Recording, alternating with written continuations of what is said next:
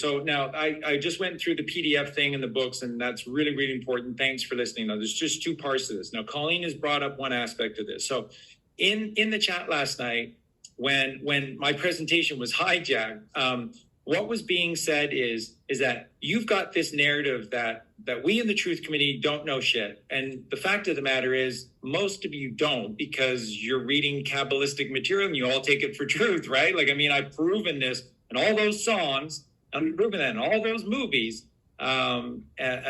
literally thousands of times over.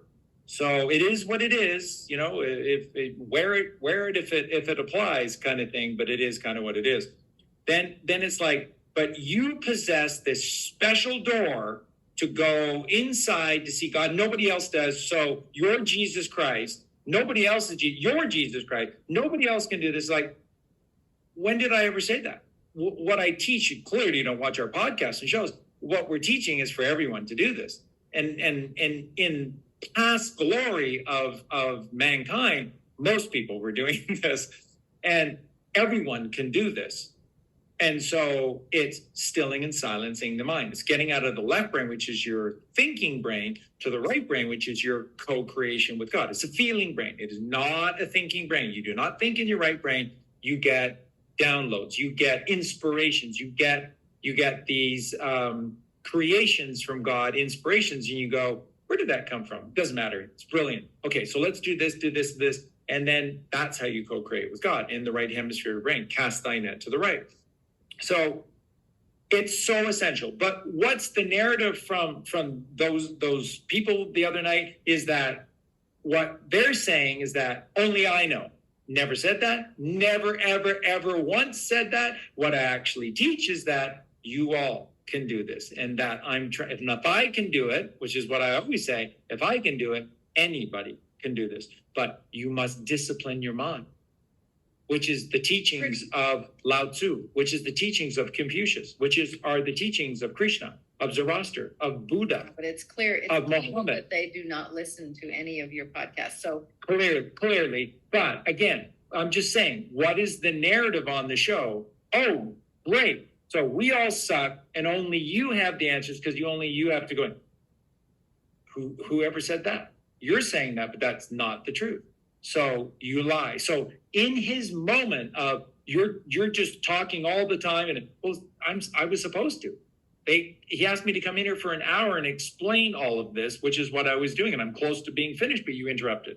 So sorry, but that's why I was here. Not sure why you are. And so in that one moment, to have the platform and the truth tells a lie. And then says the only thing you service is the ass of a pig. And then, like Justin said, he caught him making the thrusting motion of screwing an animal. So in that moment, to have the scream, that's what he shared with you. And in everything before that was, you are the light of the world, but you got to work hard.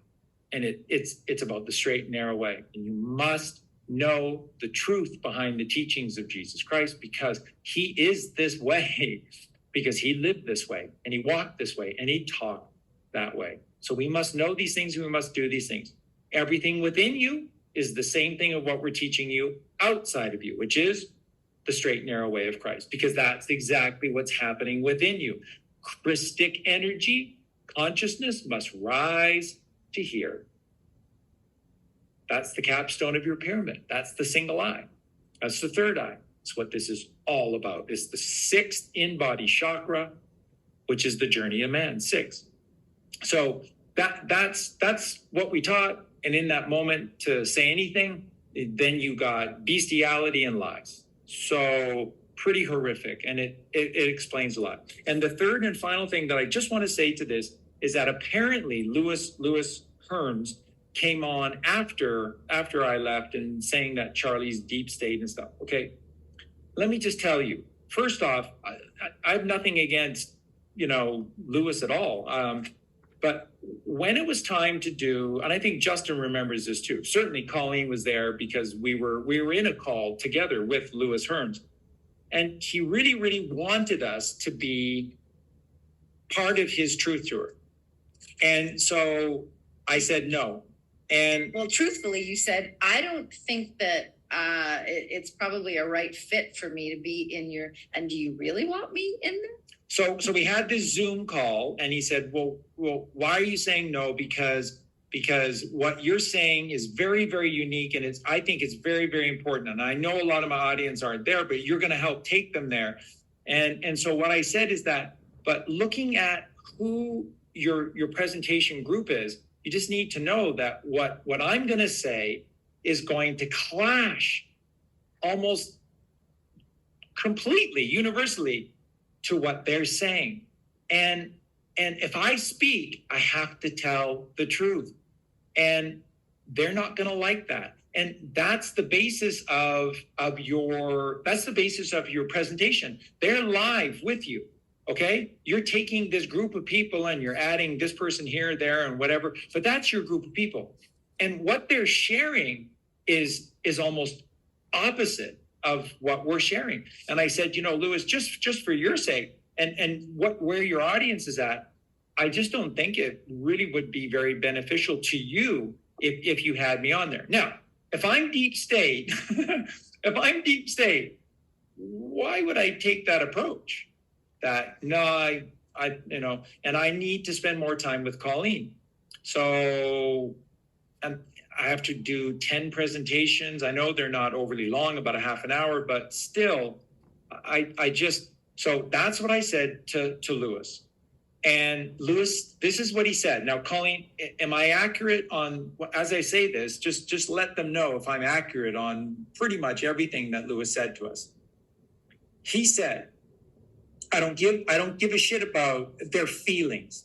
He said, this is a truth tour, and I'm here to present the truth.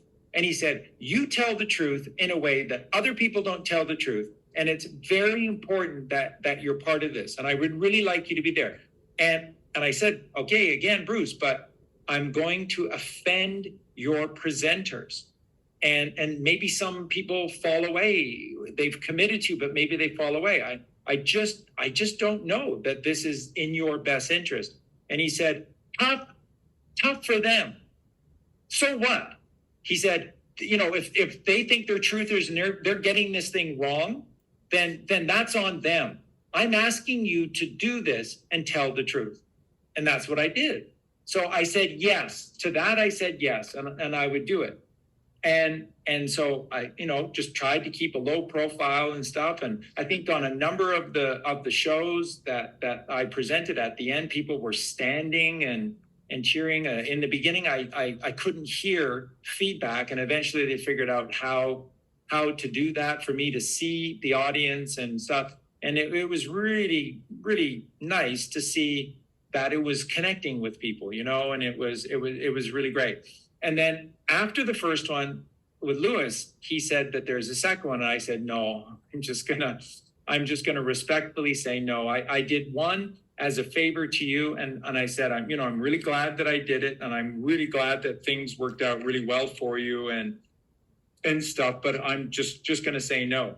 And Lewis just did the same thing again. And he asked and asked and asked, and he said, please, because this time may never come again. And it's just really important. And I really didn't want to do it again, but I said yes. And I did, because that's the kind of people that Justin, this is who Justin is, it's who Aaron is, it's what Colleen is, and it's what I'm like. I'm guessing you're not going to be on the next one. So deep operative. So if that's deep state, I'm kind of a weird version of that. And well, wait and a minute. then the story that I shared last night is essentially the same story that I shared through the truth tour and stuff. So, you could sort of say that Charlie's just kind of in his own little world. And that's where you need to get to. That's where everybody needs to get to. Just in your own little world with God. And then what that looks like to other people, you're not in control of that. But if you can be a light of this world, if you can share God's honest truth, then your life has meaning. Your life has value. And you're actually doing something to help others. And and I'm really comfortable. I'm really comfortable in my own skin. And I love our life together, and I love what we do.